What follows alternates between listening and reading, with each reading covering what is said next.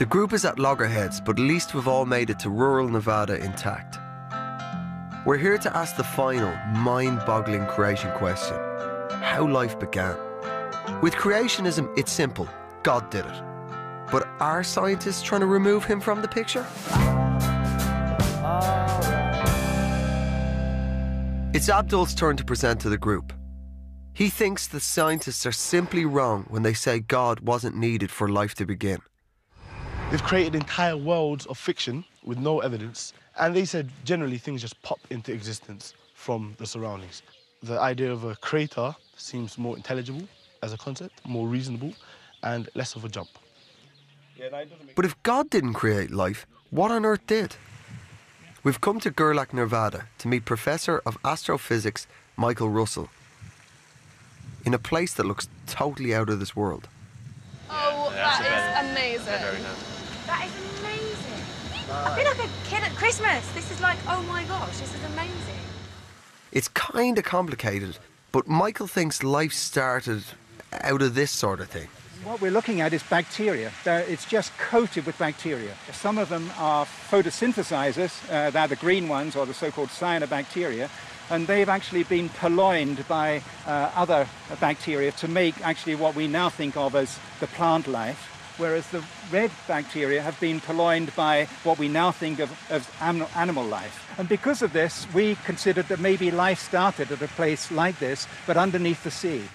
So, Michael thinks underwater versions of these giant geysers were the perfect place for the first living cells to develop.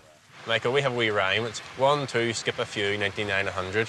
That was a really good example of it, mate. That's a great idea. You should say it again. You know, maybe you should write it up in a paper. I like science. Yeah, I don't want to be painted out to be someone who's anti-science. No, straight up. What I like about science is the things that we know. What I don't think science should do is present things that they don't know the same way they present things that they do know. I think it's a sleight of hand, and I think it disheartens someone who loves science like me a great deal. I think science should be undisputable, but it's not that way when you start... Are you using sleight of hand? Well, it's no use to me. You know, the whole point is you have to feel your own integrity. I mean, I've got to be an instrument of science. Now, the best instruments of science you've got to rely on. They've got to be precise and accurate. What do you think men like Michael are actually doing? They are giving you an alternative explanation which has no need or involvement for God.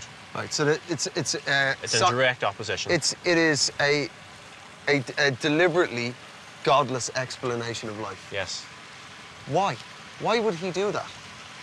You know, I've explained this many times over the course of But why would, like, there's somebody who's right in front of us. It's not a they, it's Michael. We can actually, I want to see what you think Michael is actually up to. I would say that the people who want to explain life without God want a godless universe because they don't want the baggage of Jesus Christ, they don't want the sin, they don't want the judgment, they don't want the other aspects of God involved in their life, so that they can live whatever way they choose and they can die whatever way they choose and they can go wherever they choose whenever they die, if anywhere.